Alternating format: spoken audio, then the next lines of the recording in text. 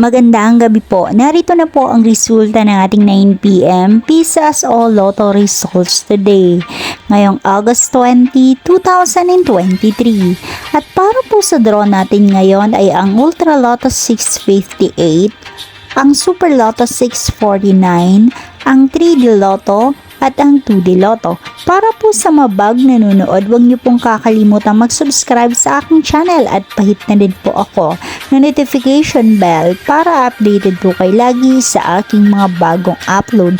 At para naman po sa update ng ating Lotto winners, ipinopost ko po siya under our comment section.